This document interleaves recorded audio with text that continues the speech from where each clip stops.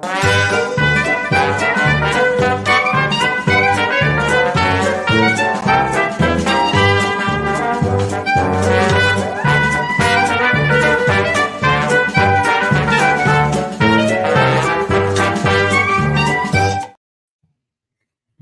Tubby and Coos fans. It's me, Candice, owner of Tubby and Coos, and I am here in a virtual event. And this is a special one to me because this is one of my book industry buddies, and I'm very excited about this book. So I am here today with Josh Cook.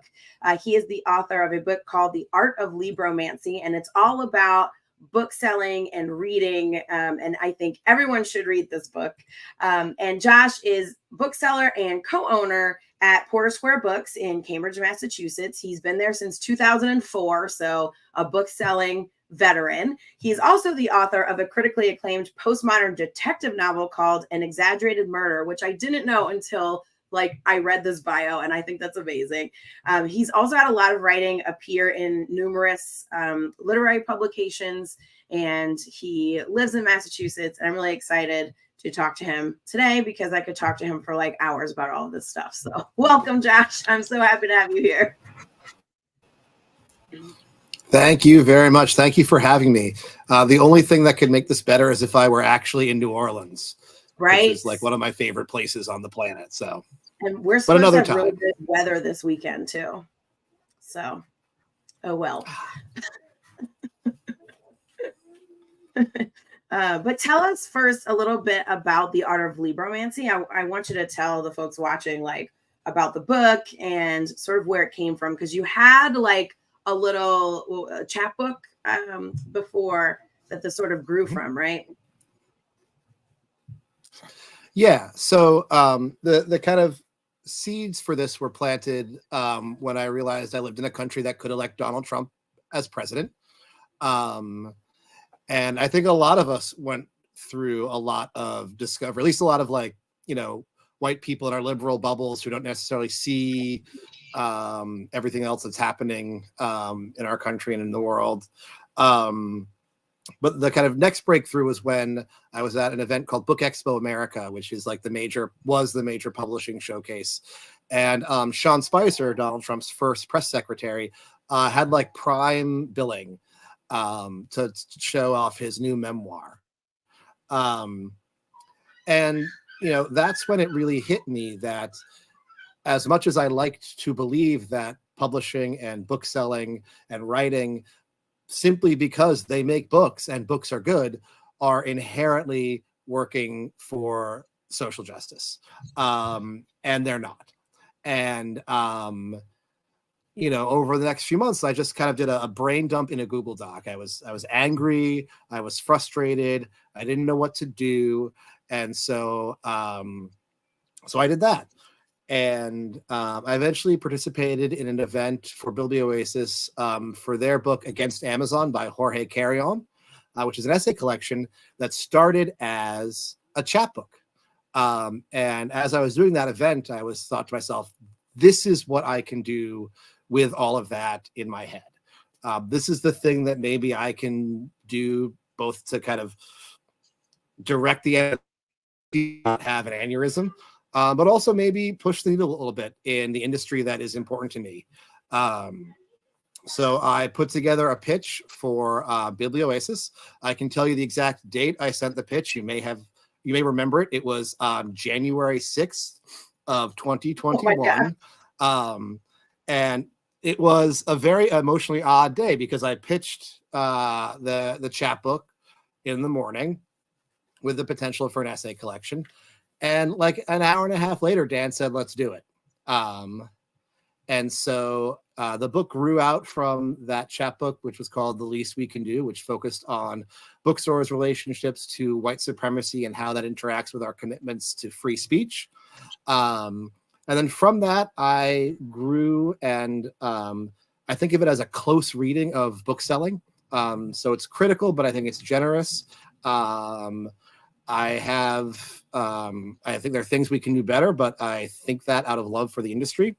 And my hope is that through this, I will help start some help start or help maintain or add substance to some conversations that bookselling needs to have about how we do what we do and how we can do it in ways that both keep our lights on, hopefully get us to sustainable wages, but also not continue to support oppressive systems of power in broader society. Yeah, and I think these conversations have really been, like, for the past couple years, probably since Trump, have been like more and more prominent in the book industry, and so we've started to see a lot of these things sort of come out. We've seen a lot of unionizing in the book industry, which I think has been really great, but also very indicative of systemic problems, as unions always are. But we've seen a lot of stuff happening, I guess, the past couple of years in the book industry. And, my sort of saying, I feel like a broken record because I say all the time, curation isn't censorship. So I want to talk about that a little bit because, of course, in your book, I'm quoted in one of the essays, by the way, and it talks about 2 paths for a bookstore. And curation is a big part of it. I always say curation isn't censorship. And we get that all the time from people where they say, like, if you don't sell a book, that's censoring the book, which you don't talk about specifically in the essay, but you do talk a lot about curation. So I guess that's the first thing that I just want to talk about is curation, because I think it plays a big role in all of this, because a lot of booksellers, or mainly bookstore owners, think that they have to be everything to everyone, right? And that is something you talk about in this essay, that, like, okay, should we just be a general store that is everything to everyone, that is mostly transactional, or, do we build community? And do we, I think a lot of stores don't realize that, like, you're being political and making a statement, like, no matter what, because none of us can sell every book that exists. So I wanted to, I don't know, what are your thoughts on this, Josh? Because I can just keep talking. Yeah. One of the interesting things in terms of pushback to some of the ideas and the least we can do specifically around curation that have always baffled me is every store is curated. Every store is, because no store can carry every single book ever published or every single book that's in print. So someone is making a decision about what books are worthy of their shelves, and defining worthiness as I think it will sell is still an act of curation. Right. And so so the question for me is, okay, well, why is what I am advocating for and what so many other booksellers are advocating for so different? It's just changing or adding to that curational calculus another level. Not just will this book sell, book support those seeking to oppress other people? Will this book platform or be a revenue source for those who are banning books, for those who are making it difficult for members of our community to simply stay alive? It doesn't feel like a radical question for me. And I think one of the reasons why I titled the original chapbook Least We Can Do is it doesn't seem like it's that big of an ask. It's what is a natural inherent part of taking what is essentially 100,000 new titles every year and fitting that into whatever physical space you happen to have, or whatever virtual space whose attention you can control. And so on the one hand, we're always already doing it. And then to your point about the general bookstore, about being everything to everyone, on the other hand, that's impossible anyway. If you curate, there will always be someone left out. And that's not a problem. That's part of life. We've all been in situations where we've been left out. And sometimes that hurts. You get cut from the sports team, or you don't get the lead role in the theater production. That hurts. And sometimes you don't even notice that you have been left out because you were never trying to go in the first place. And so you have this weird dynamic where you are saying you're not doing the things you already are doing. in service to an absolutely impossible goal, with the result being that you kind of get this melange that maybe will be a sustainable bookstore in some places, but I think is ultimately going to be create a very difficult situation in order to get the sales needed to pay sustainable wages, and at the same time contribute to the forces in society that make it more difficult to run a bookstore and keep it open in the first place. Right. And I think a lot of this too goes to the question I think that a lot of booksellers and bookstore owners come up against, including me, which is like capitalism versus community, which you talk about a little bit in your essays too. Because, you know, a lot of bookstores, you know, we all know, like, we have to make money, right? Or we can't exist. So it's like, we have to be able to pay our bills. We want to be able to pay livable wages to employees. You know, we need money to do these things. And so a lot of bookstores go chasing that sale because they're like, okay, well, we need the money. But at the same time, it's the community aspect of why bookstores like indie bookstores are still here, right? Like, that's what I think anyway. It's like, we're here because of the community we build, whether on purpose or not. And that's something that you talk about in your essay as well. Like, bookstores, a lot of us, you know, purposely build community. And even the ones who don't are sort of inadvertently building a community just by doing what we do, by having book clubs and author events and things like that, right? So I think that this concept of community is really important to making money, which is a point that you make as well. Yeah. Yeah. And it's not, I'm not just guessing about that. Right. There is Professor Ryan Raffaelli, who works at Harvard Business School, studied the indie bookstore resurgence in the kind of late 2000 teens.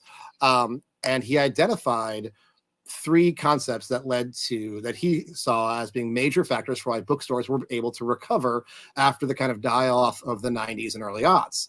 One was curation, one was community, and another one was convening, which was, you know, having an open space that allowed people to gather together. And, you know, again, this goes back to I don't feel like I'm proposing anything radical. In some ways, I almost feel a little weird about it, because in some ways I'm just proposing what are objectively successful business strategies. Community members will support a store more than customers will, both in terms of how much they buy on like a yearly basis, but also in terms of how much they spread your brand, how much their unpaid and totally free emotional work does to create sales among other people. When you are important to someone's life, they will do things to make sure that you are successful. And so this goes back to that everything to everyone idea. Too often you end up being nothing to nobody, because in aiming for that very general thing, there's nothing emotional for people to grab onto. And so I think most stores will be much more successul. Like even massive stores, like even Powell's or Elliott Bay or the Strand, like even gigantic stores that really have maybe a chance to be like have the physical space to be nearly everything to nearly everybody. You will, I believe, sell more books, have a much more engaged staff, and be more successful in the long term if you not necessarily reject certain reading communities, but just accept that not every community is going to be the right one for you, and focus on building those that are.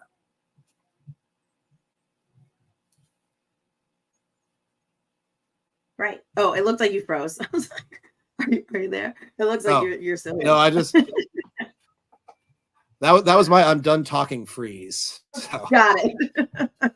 And I do think that this, you know, this whole idea of community, and I think this like inadvertent community is really interesting to me, because, you know, most of the booksellers that I'm just personal friends with, or that I talk to on a regular basis, we're all like very intentionally trying to create communities.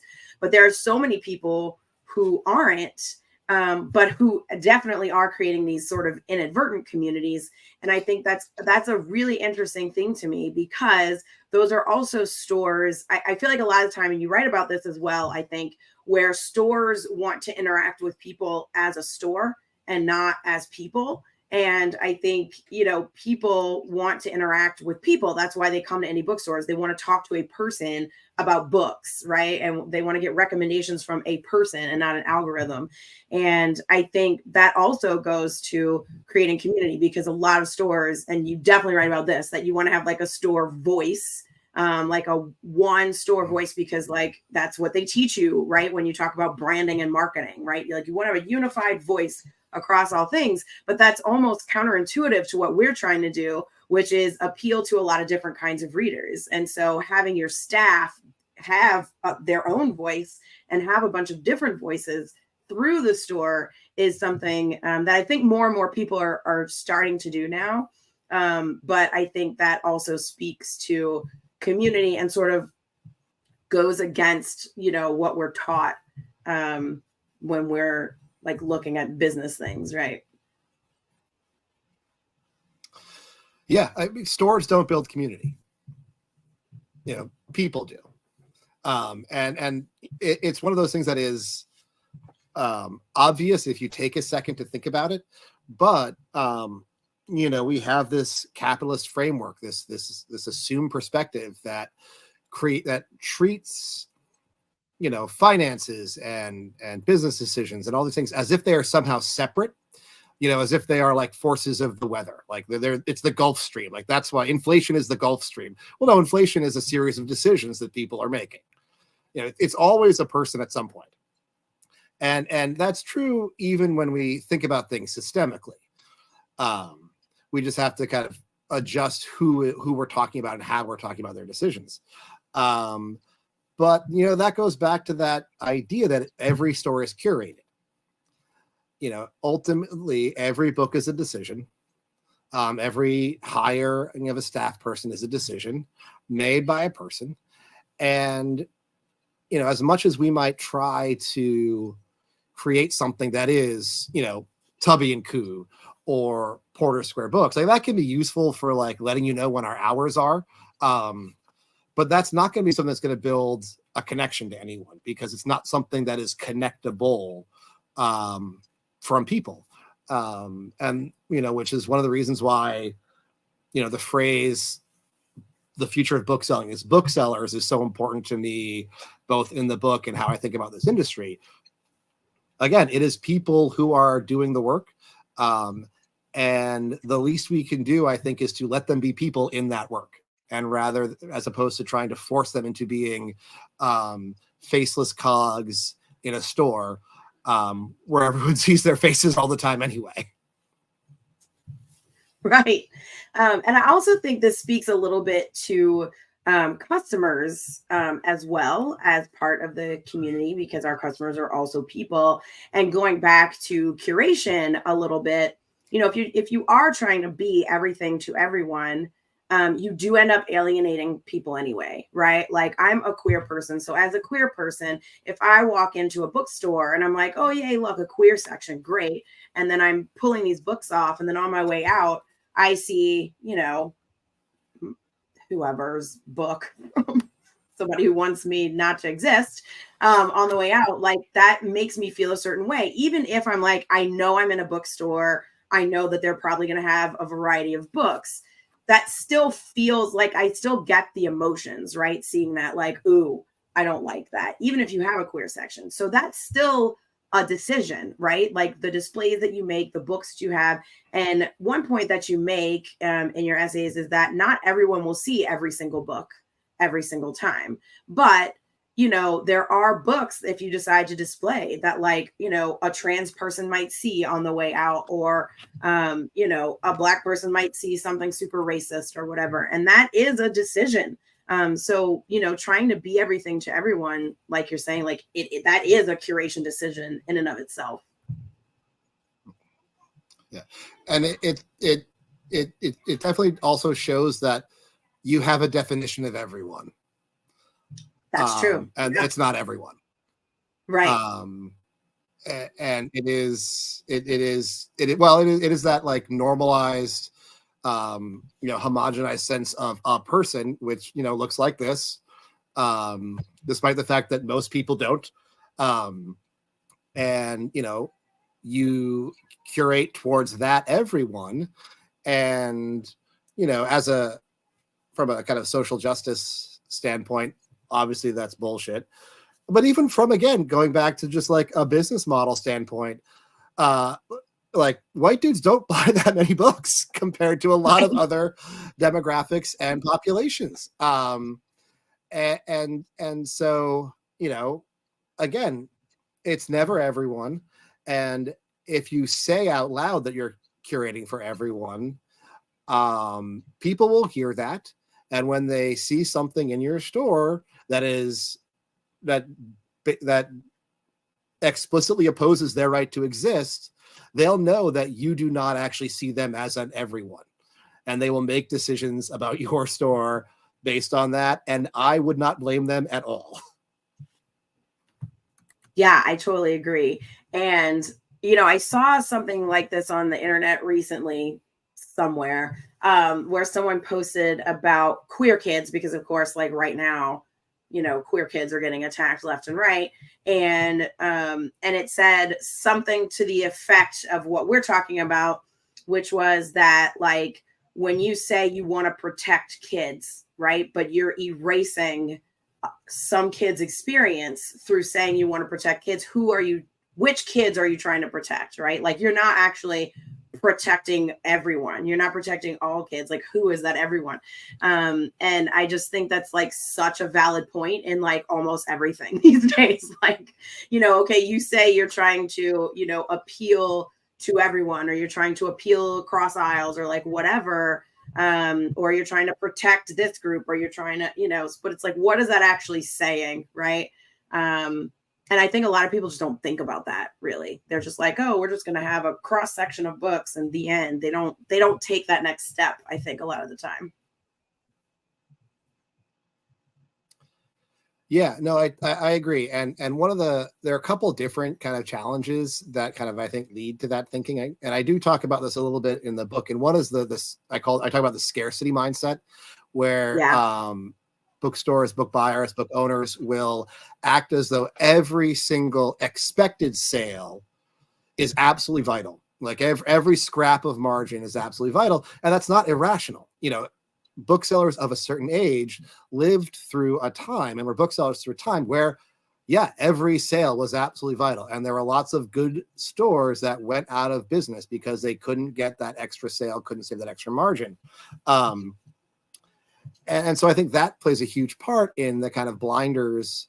I don't know if blinders is right, but like that kind of perspective where you're just kind of not seeing this other huge aspect of how books happen, how books become bestsellers, how authors get supported or not, and just kind of continue along that path. And, if I knew the phrase, the point, the argument, the data to break that cycle, I would have put that in the book, and we would be having a different conversation. But one of the big challenges that we face, not just as booksellers, but as kind of humans in this time, is it's almost like we're communicating amongst different planets. There are people, you're trying to talk to someone who doesn't believe that there is a white supremacist advantage in publishing.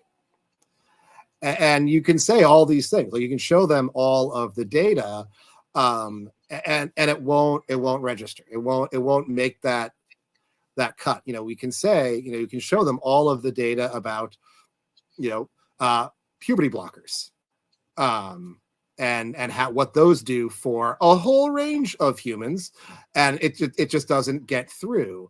And so, how do you have this like interplanetary communication in a way that doesn't validate objectively incorrect ideas that are doing damage, but also starts to move the needle in ways that those who are in power actually start making improvements in policy and decisions that then eventually get their way back to us.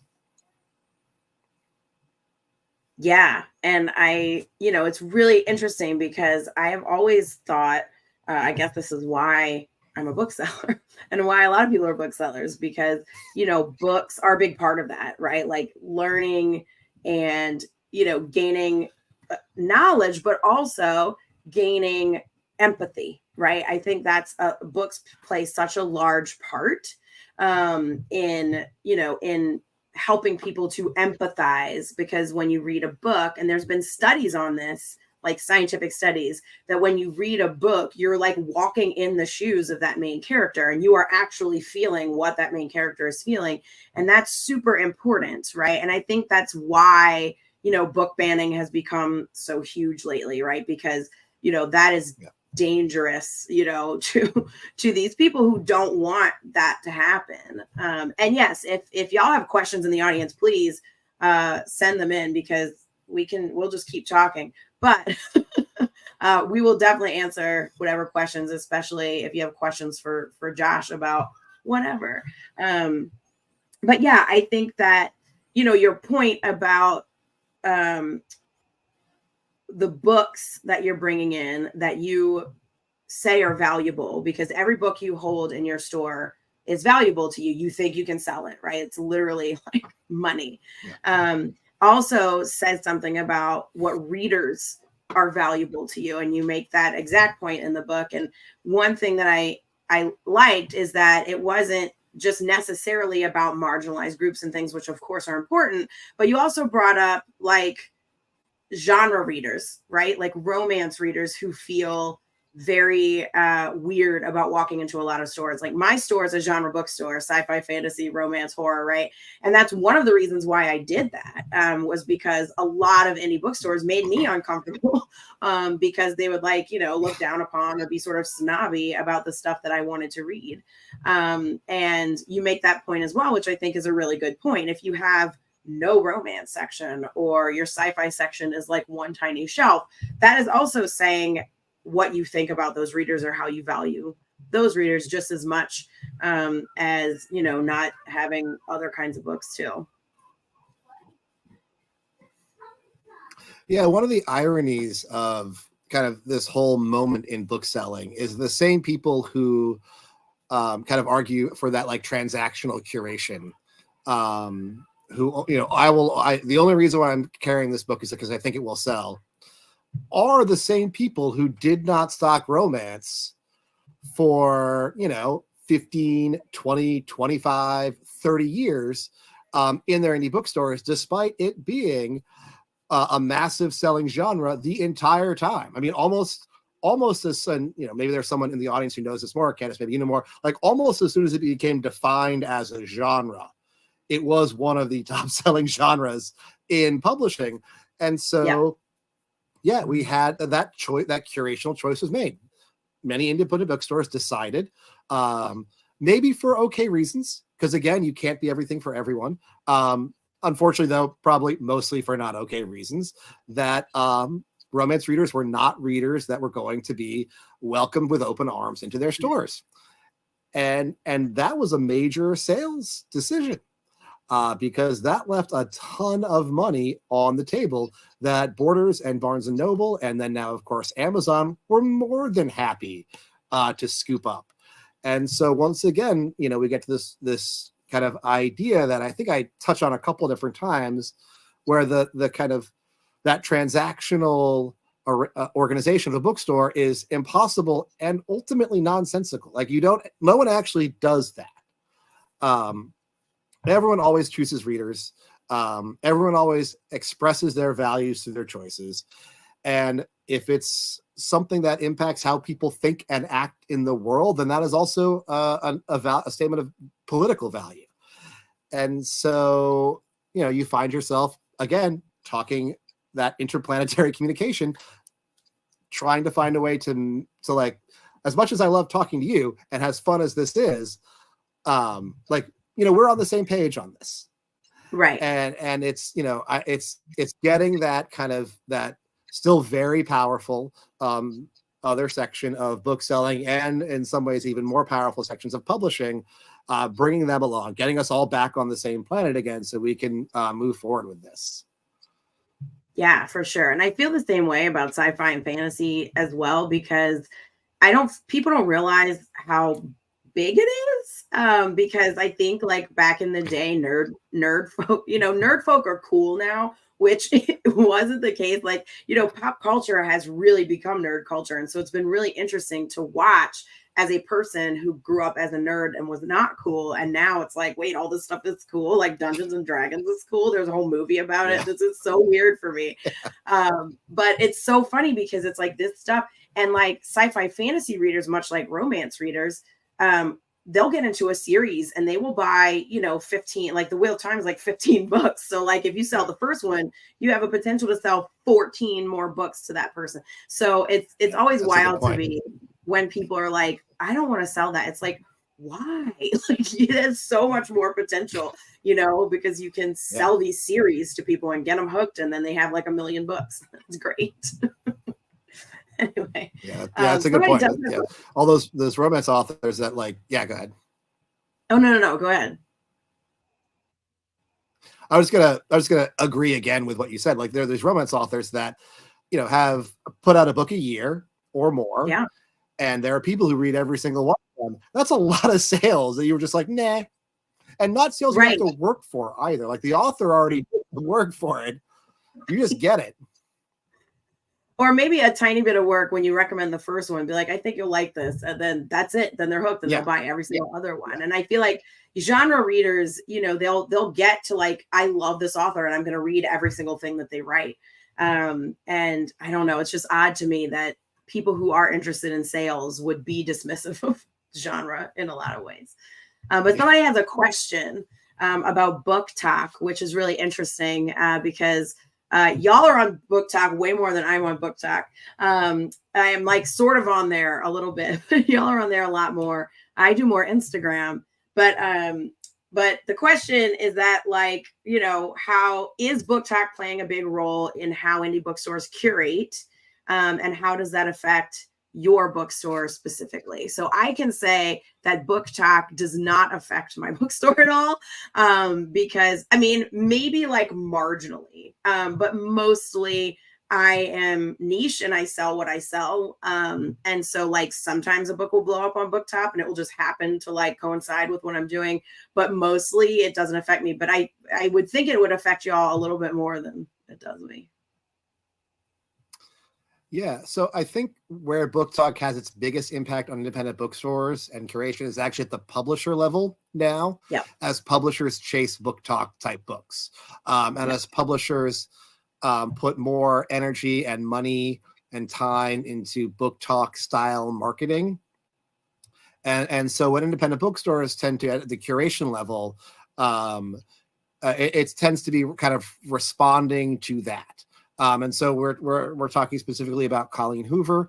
Obviously when an author sells that many books, you bring their books in, unless there is some other specific reason not to, that we've discussed kind of the beginning of this conversation.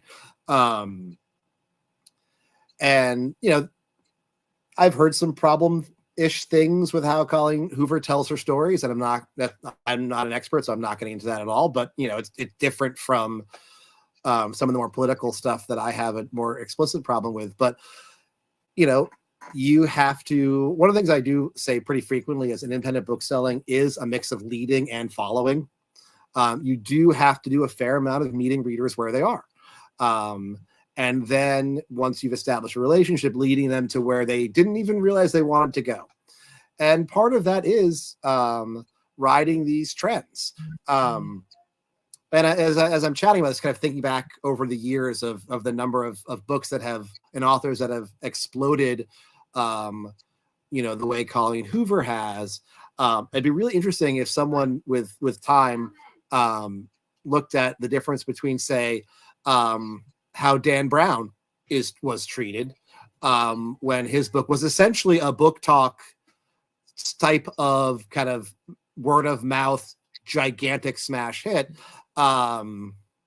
which use words like professors of like symbology, which is not a thing, and how Colleen Hoover is treated, or how Stephanie Meyer was treated, or how E.L. James was treated. And I'd be curious how different that is, because I'm certain there is a difference between like how Brown was treated, and certainly how Anthony Doerr was treated when All the Light We Cannot See blew up, or how Stephen King is treated when his $35 hardcovers are instant bestsellers, versus say how Colleen Hoover is treated, or how Jodi Picoult, or how some of these other authors who have equivalent sales and perhaps somewhat equivalent kind of cultural marketing are treated. I bet it's not great. I bet it's not. I bet it would not be a fun. I think we know how that would end up, but yeah, it probably would not be that great. But I can say that BookTok has had a huge impact on the book industry as a whole. Because BookTok can make something a bestseller that has been out for a decade, right? And then all of a sudden it blows up on BookTok and it's a bestseller again. So BookTok has been really interesting because I do think it plays a huge part in curation in general in indie bookstores, even though it may not play as big of a part in mine. Yeah. I think a lot of bookstores you'll see have TikTok displays in the store, like here's what's big on BookTok. And so I do think that people try to keep up with what's happening on BookTok and, make sure that they have the big books that everybody's talking about. I definitely think that is happening. And like Josh said, I think it's affected publishing a lot. And I'm not sure if it's good the way it's affected publishing, because a lot in talking with a lot of authors, publishers ask like up front, like how many followers do you have online, or how many followers do you have on TikTok, right? Like they want, publishers are trying to make fetch happen when it comes to TikTok. It's not the way it works, right? Like you can't force something to go viral. And I think publishers really want that. And so they try to force it. And it's just not the way BookTok works. And so I think publishers have a lot to learn when it comes to BookTok, because they are doing things that I just don't think are work, right? As far as that goes. Exactly. Yeah. I will say that anything that the fact that BookTok is a popular culture thing, I think is good. Yes, I agree. I think there is we in the book industry can be very precious about what we sell and what we support, and we can forget that books are objects, books are entertainment, and that's good. And so the fact that there is a platform in which millions of people are talking about books, I think is ultimately a good thing. And I think the problems that we might identify with BookTok aren't the problems with BookTok. They're the problems with books. Yes. And publishing is in so many ways a 1% industry, where a very tiny fraction of books published account for a vast majority of sales, followed by a long tail of other titles. And it would be weird if BookTok wasn't like that. It'd be very strange if a BookTok hit was something that juiced sales of like 10,000 copies, but then we moved on to the other cool thing. Like that'd be very strange if somehow BookTok were different than all of the other media. Yeah, I totally agree. I think in general, BookTok is really great. I love that people are so passionate about books and want to talk about books. And I think that is ultimately a good thing as well. I think it's not BookTok that's the problem. It's the systems and the people making the decisions sometimes that are the issues, not the idea of BookTok, which I think is good. I mean, it is essentially word of mouth about books. And I mean, that's never a bad thing. I don't think that to have that many people talking about books, I think it's always a good thing.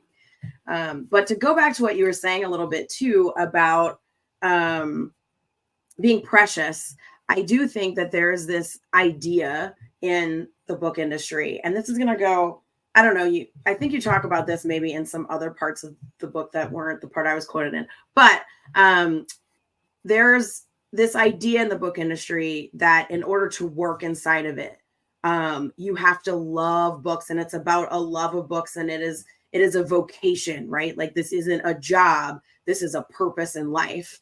And, you know, many people feel that way working here, especially bookstore owners. I feel it is a vocation for me, but that's different. It's not a vocation for everyone. And that's okay. And I feel like that's also this weird thing in our industry where a lot of owners expect their workers, the booksellers, to just be like, oh, you should just be doing this for the love of books. Like, but like, yeah, you still need to eat and pay your bills. And we don't have a livable wage in this industry, and we need to get there. And I know you talk about that in this essay about like, how do we become more sustainable? How do we become an industry that can pay its people a livable wage? It's why we have so much turnover. It's why like so many people want book selling careers, but can't have them.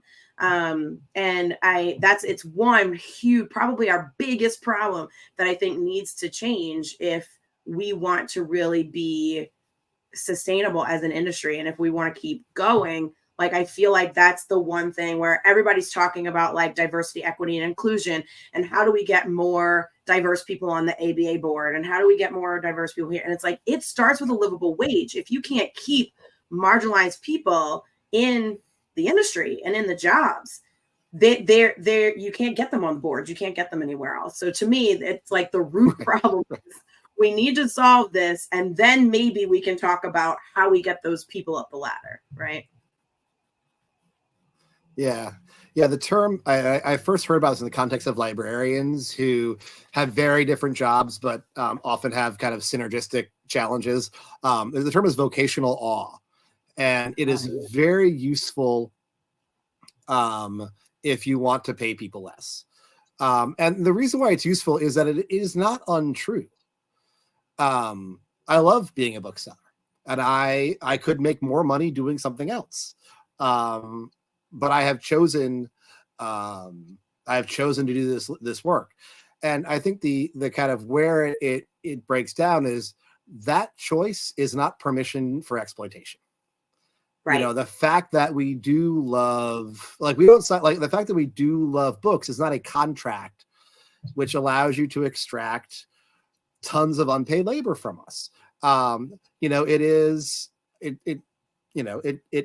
and should be a source of joy and a source of community that, you know, we have all accepted to a point, less money than we could make if we were lawyers or, you know, advertising executives or bankers, or, you know, we don't have to list all the, you know, professions that pay more than book selling, but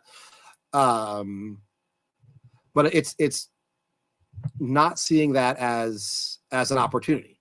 And I think it also, one of the big challenges, and that this speaks to scarcity mindset, this speaks to a bunch of different things, is do you see wages as overhead, or do you see wages as investment? Are they costs, or are they future profits?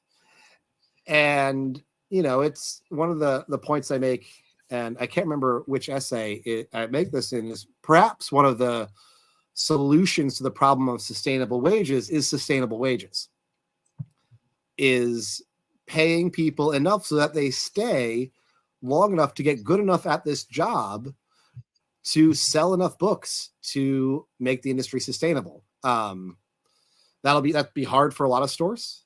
I think that'll be hard for every store, but I think something changes when you see wages as investments, as opposed to costs. Yeah, I think that's a really good point, actually, because I don't know of anyone who's ever talked about wages as investments. Maybe like one person, but yeah, I mean, that's like a super good point. And Porter Square is doing some cool things. Y'all are employee owned. And we're seeing more of that as well, I think, in the book industry, where more stores, you know, I know Raven did it. I know, you know, of a few different stores that have now become employee owned. And I think that's one way of sort of doing this. I also know of a bunch of stores that are community owned co-ops. And, you know, we're seeing all these different business models, which I think is really cool because we're seeing so much innovation in the industry. But then we also have these like holdovers that are super traditional, right? That are like, no, none of those, we can't do it those ways. That's not the right way to do book selling. And like me, I own a traveling bookshop, right? Like I closed my brick and mortar location and now I travel around like the merchants of old and like bring the books to the people. And so many people are like, you're never gonna be sustainable that way. Like how you're never gonna, like, why are you doing that? And I feel like that's, people question these sort of more innovative models, or like different models, right? You know, people are very sort of looked down on, you know, pop-ups and bookmobiles and things, but we're seeing more and more of it despite that. And I think that's really interesting because I think that, you know, seeing these different models and testing these different models and trying these different things out are how our industry will become sustainable, right? Is like figuring out, okay, how does this look going forward? Yeah, absolutely. One of the one of the ways I think about my book is I think it would make perfect sense if not a single person adopted, a single bookstore adopted a single one of my practical ideas. But I would be extremely proud if any number of them saw one of my suggestions, was like, that's stupid, but that made me think about how I could do something differently that would work in my location or in my community or in it with my vision. Like, Josh doesn't know anything about me, and that's fine. We've never met, and his idea would not work for me. But like, I've read this, and now I'm thinking in along those lines, and I see what could work for me. It is an odd, you know, independent should also mean independent from each other, not just from Amazon and Barnes and Noble. And it is an odd kind of relationship we all have, where we have certain things that are essentially universal, but not quite. And we have some things that are almost always idiosyncratic, but not quite. And yet we convene and share ideas and innovate together and move forward, and try to move forward together, and figure out ways to get books to people, because that's in theory what this is about bringing books to people, and bringing books to people in ways that they have positive experiences with them.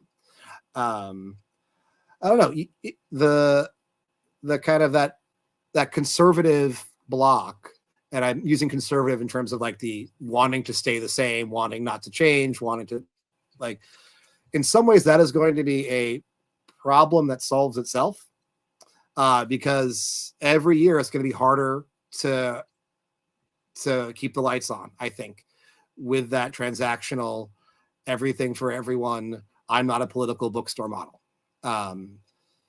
It's, you know, that kind of idea of a person who doesn't see politics in their books, that person never existed, but there are going to be fewer and fewer and fewer people who identify that way. You know, the irony is so much of this is built to appease the right wing of the political spectrum, but they see themselves, they are vociferously identified by their politics, and would certainly change where they shop based on what they see. And like, they're not an everyone for everyone, you know, community either. So who is left that you are appealing to? If they ever existed before, there are fewer of them now. So where are you going to get your customers? How much are they going to buy from you when they're in your store? And how are you going to compete with the, hopefully in your community, several other independent bookstores that are doing more direct, more active, more intentional community building? Right. And I think that also speaks to, like, I mean, I guess unless you are going to open up a right-wing bookstore, which more power to you, like if that's what you want to do. And you know, that's fine. But like, you can that's try, not what, you know? I think somebody did try. I think there is at least one that exists. But I think that like that's not what most of these folks are looking to do, at least from the folks that I've talked to, right? Like they don't want to open up a very specific niche store. They want to appeal to all sides, right? And in the conversations, like I try to say like what we're saying, which is what ends up happening is you don't appeal to anybody, or you still are just appealing to the one side, because the other side, like, you know, the queer folk or the people of color or whatever are coming in and seeing this other stuff and don't feel safe there. So you're doing something either way. So it's just, you have to put more thought into what you want to do. And I feel like a lot of people also think about that in terms of books. I think, you know, diversity in books has become a bigger thing in our industry, and people are actually thinking about and curating that a little bit more. But what I don't see is people doing that in everything else that they sell, right? So they might have like this diverse selection of books, but what about your sidelines? You know, I know of a store that that was like, oh, you know, we realized, like, a customer brought up that like none of our mugs had people of color on them. Like all the mugs that had people on them were just all white people. Yeah. And like we never even thought about that before, right? And so I think getting folks to like expand, like, okay, let's do a little bit at a time, and now like maybe think about this next time. You know, I think people just, I don't think it's intentionally people being assholes. I think most of the time they're either just not thinking about it, or they have this idea of, I will get more sales if I don't do this, right? And I just don't think that that's true. And I think as we go along, more and more they will experience will prove that to them. Yeah. Yeah. Yeah. And thinking about the store that had the experience with the customer bringing the mugs up to them, I think I say this in the essay in which you're quoted in. This isn't about always being perfect. Right. You know, this isn't about, you know, being the perfect ally, if, you know, you're an ally or perfect whatever, all the time, because that's not possible. This is about growth and change. And the important thing is not that you've never made a mistake or, you know, whatever it is. It's that happens after the mistake has been brought to your attention. I have an essay about the whole American Dirt nonsense from a couple of years ago, which, if you are not an independent bookseller and don't know what we're talking about, it'll be a fun 15 to 25 minutes on the Googles to catch yourself up. But you know, the problem wasn't, to me at least, wasn't that booksellers liked the book when they read it. It was how many of us responded when people pointed out what we missed about the book, and what we did when the critique was directed against the book, against the author, against the publisher, and against ourselves, when authors and critics and readers with a bit more expertise in the culture of Mexico and the experience of immigrants coming into this country from South America, Central South America, told us that the book was bad about those things. And not just bad in terms of like whether the prose is good, but like harmful in terms of the ideas it presented. And untrue in terms of, untrue in the sense of how novels and fiction is supposed to still be true about the things that it supposedly were its central goals. And many of us did not react well. So the point is not about being, you know, this perfect angel, this perfect Pollyanna, always have it, like never, like there's so many books, like there's, I'm sure, a few total assholes on Porter Square Books' shelf right now. And, you know, we just don't know about it necessarily, you know, or like someone special ordered it and like the buyers didn't know about this one. So they like brought a couple in because that's what you do when you see demand for something. And like, you know, we'll notice it when we see it. Like that is all just going to be the part of being a person and being a bookstore. It's what happens when someone says, hey, all your mugs have white people on them. Do you say they're mugs, like get over it? Or do you say, oh shit, all of our mugs have white people on it, we should do something about that so that it actually looks, so that our mug selection actually looks like our reader community? Right, exactly. And to be fair, this bookstore did do the second one. They were like, oh shit, for all white people, we should fix that. And they did. Which is, you know, the correct reaction, I think, to it is to learn and grow as a person, like you said. And so, yeah, I think that it's, you know, again, that's a curation thing, right? Where, you know, how are we curating, everything, not just our book selection, but everything that we sell. Somebody just said about romance that for a long time, romance has for a long time sold something like twice as many books annually as all other genres combined or something, which I think, I don't know for sure if that's true, but romance sells like tons and tons and tons of books. So it is just weird, again, that like some people just don't want to sell it or think that, whatever they think about it. And it's always really interesting to me. But if anybody else has other questions, please put them in the chat. And, we also talked, there's been a lot of sort of kerfuffles in the book world that if you're not sort of in that lane, you may not know about. And, one of the big ones has been about livable wages and workers and unions and the way some owners react to that, right? Because some owners are like, oh, my people are unionizing, like, I'm going to recognize it. Let's work together. Let's figure it out. And then others are just like, no, F you. I don't want to pay you. You should just love books. And it's just, that's been a very interesting thing for me to watch and a frustrating thing to watch as well. Because, I think a lot of the arguments that I've seen are things like, well, I hire college kids. So and it's the same argument that I've seen actually really recently. There was a whole thing about like, why should we pay people that work at Waffle House $25 an hour? And it's like, people don't realize like, Waffle House. Because they work during natural disasters.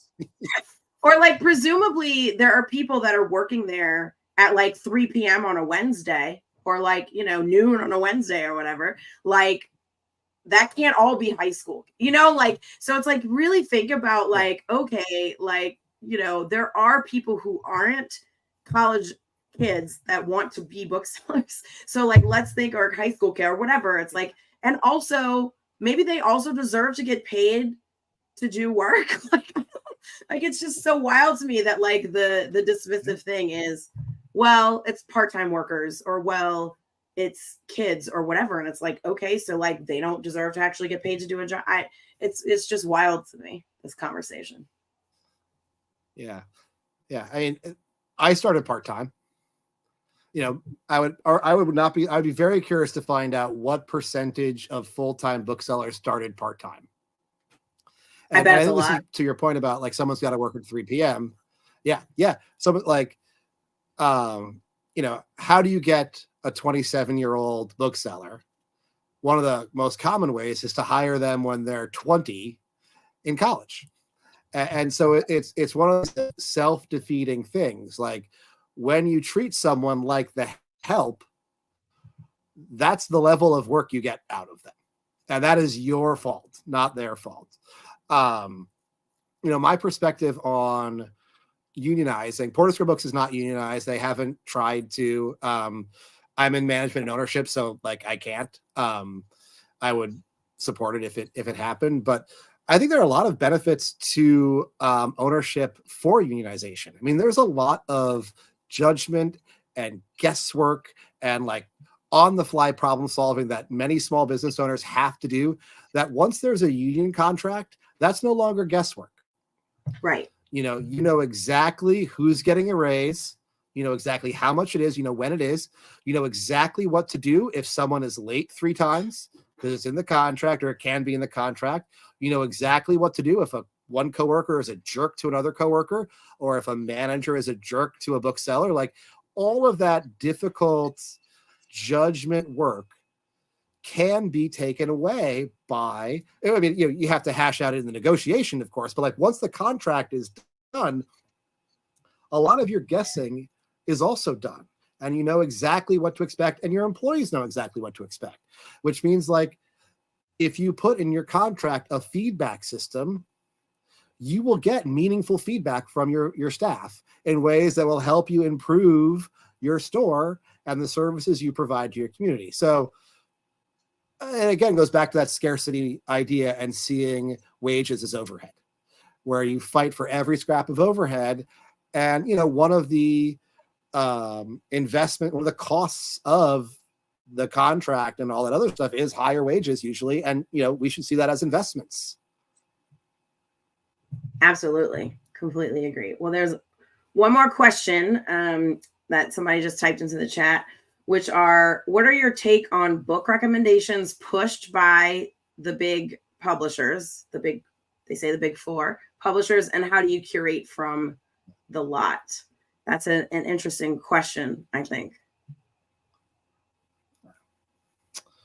So, so one of the kind of unsung, unheralded aspect or people in publishing is a people called sales reps, and they work for publishers, and what they are essentially booksellers to booksellers. So, Penguin Random House, to pick the biggest of the big, still five. The Justice Department stopped that one. Yeah. But the biggest of the bigs, it's like a quarter of all English language publishing is Penguin Random House, which is bonkers. They have people who are called sales reps, and they meet with booksellers, they meet with the buyers, and then they work together to figure out what from this gigantic, massive corporation is going to be actually a good fit for the bookstore. Where things get, I think, a little bit more interesting is, and have, I think, a bigger impact is less necessarily on that kind of first round of buying. So the other thing that happens is buyers tend to make their decisions about what to stock and how much months before the book comes out, long before any reviews have come out, long before any of their booksellers have read the books and will know if they're going to advocate for it. And all they have to go on is, their personal values, the data they have from their own sales systems. There's some other software. There's a program called Above the Tree Line. There's a program called Edelweiss that will help with the data management. And then what the sales reps who should have a relationship with them recommend. And where I think there's much more movement is kind of later when the books start getting to the stores and booksellers start actually advocating for them. This is, again, goes back to why you need empowered booksellers, because they will ultimately shape a kind of more fluid stock that is beyond the big four. It's a weird, I don't know if I need to defend them, but they do sometimes publish great books. You can't publish, 15,000 English language titles without having a few good ones in there, and a few important ones. But this goes back to, I think, why we need independent bookstores. Why publishing can't be good as it could be without them, why reading would suffer without them. Because it is at the independent bookstore level, generally, where that hose of books turns into something where readers can actually find things that are interesting, innovative, risky, that don't have billboards in Times Square, that don't get on the Today Show, that don't get picked by Reese or Oprah or Jenna, I think is the Bush daughter that does the book club. And read kind of widely and beyond that. So I like the question because it gets at one of the challenges in an interesting way. We have to buy from Penguin Random House, and I think it'd be really, really hard. It's totally doable. You'll never hear me say a type of bookstore is impossible. It'd be really hard to run a bookstore without Penguin Random House titles. That'd be even harder to do it without all big five publisher titles. And then it gets even trickier because a lot of those publishers also act as distributors for smaller presses. Yeah. So even though they're not publishing a certain book, you still get a book from this other small publisher from Penguin Random House, because Penguin Random House handles that kind of last leg of the journey from the printer to the bookstore. So be even harder if you wanted to try and not touch them at all. So I think the ultimate goal is for us as communities, us as readers and shoppers, us as city councilors and state representatives to create an economy and a society where there are 10 times as many independent bookstores as there are now. And I think that's absolutely possible. And then you'll see, because they'll have to, you'll see a much different publishing industry as well, because they won't have to just respond to Amazon. They'll have to respond to thousands and thousands and thousands of bookstores selling thousands and thousands of different titles to readers of all different types with all different commitments, all different budgets, who just love books and love what they get out of books. Yeah, I think that this is a big question in a lot of ways, but there are a few things. Like, I totally agree. I don't think that many general readers realize how small the indie bookstore channel is within the larger publishing landscape, because it may seem like there are a lot of indie bookstores, and there are, but as far as sales go, we are a very small percentage of the overall book sales, of like all book sales, right? And so we need to gain more market share there. So we need to have more indie bookstores opening. And, the more we have, the better, because we'll gain more of that market share, and then we will have more sort of power in the industry. And I think that's really important. Also, going back to sales reps, I mean, that's definitely how I curate. My store is super niche. So I am a queer genre bookstore. And so I rely on my sales reps to get to know my store, to know that, and to essentially only bring me things that are relevant to me, because there are billions of books. So your sales rep is like your funnel that helps you narrow it down. And I do rely on them a lot for that. And, and then myself just going through catalogs and things, right? And like looking at stuff. I don't rely on huge bestsellers. I don't need I might carry that, but I don't need to market that, right? Like I want to market the books that people may not know about. I want to be in a place of discovery for people. So like Josh said, the books that are like have billboards in Times Square, like I might order them to make sure that someone who wants it can have it, but I'm not necessarily going to like push those books. I try to read books that I can hand sell that aren't those books, because I don't need to, right?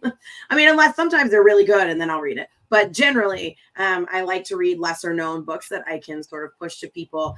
And then it also goes back to the systemic issue of publishing, and that most sales reps are white people who are coming into stores. And we're seeing more and more like black owned stores, BIPOC owned stores. And they have these white sales reps who just are trying, but like don't know. And so that's just, we're already over time, and that's a lengthy conversation, but that's just something, since you asked about curating from that, I think that's an issue with sales reps right now that we're seeing, and publishers need to like diversify their sales rep force too.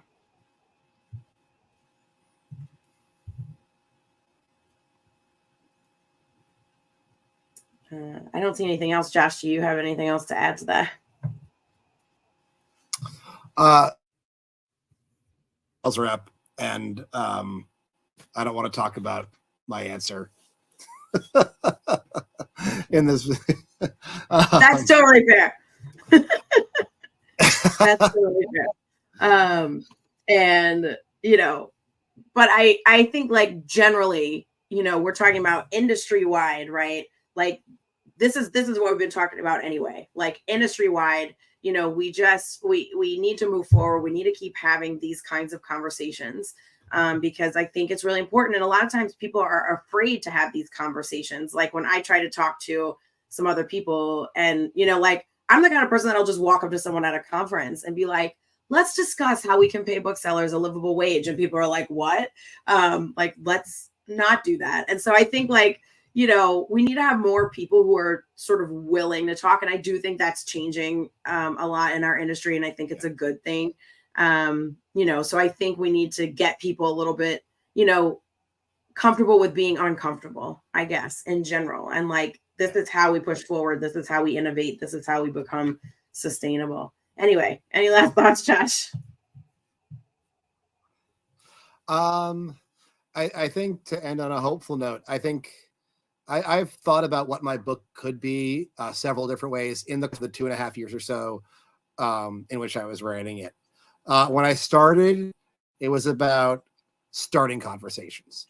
And then before I finished it, it was clear that those conversations were happening and that they were gaining momentum at many different levels in the bookselling industry. And then kind of I was thinking about, my book is going to be something that sustains those conversations, going to help keep them going, if they run out of steam or if they run into roadblocks and intransigence and kind of whatever. And it's very clear that those conversations did not need my book at all to be sustained. The energy is there. There's more energy in younger booksellers that I've seen in probably maybe not 10 years, but like many years. And so I had to rethink, okay, well, what is my book going to do? And so kind of where I'm thinking about it now, where I'm hoping it now is that, things are different once they've been bound into a book. I could tweet forever and I could tweet the exact same things that I argue in the book, but people interact with that information differently.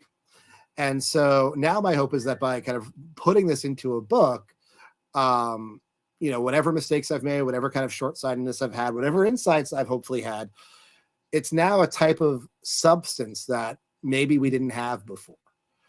As valuable as face-to-face conversations are, as valuable as social media conversations are, this is a book that certainly would not have happened without what Twitter used to be. So it's a different material when it's a book. And that's part of why we're here, is that we love that substance that happens when human thought goes from squishy wiggly brain stuff to a book. And I'm proud that my book is that material now for these conversations that are happening. And I look forward to learning more from these conversations. And I especially look forward to my book being out of date and irrelevant in a short amount of time, because I think it will be. I hope so too, that it becomes irrelevant in a short amount of time. Because I do think these conversations are really important. And, I agree, at least like with it being in a book, it won't disappear. Twitter might or whatever, it's already doing. And so just to have it in that format and have people able to, access it and just have it sort of be entered into the world in that way definitely makes a difference. So thank you for writing this book. It's a really great book. It's called The Art of Libromancy. Everybody should go and buy it, hopefully from Tubby and Coos if you're watching this. But Porter Square is a great bookstore that Josh works for. And, just if you buy it from an indie bookstore, because if you don't, it's kind of weird for this particular book to buy it from somewhere that's not an indie bookstore.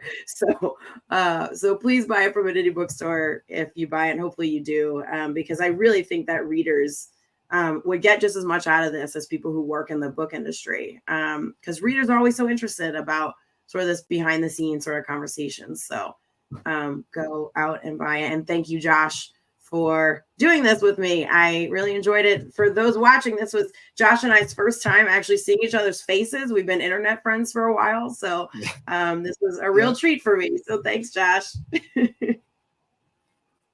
Thank you so much. Hope to see you in person someday. Yeah, around, right? And thanks everyone for watching. Bye, y'all.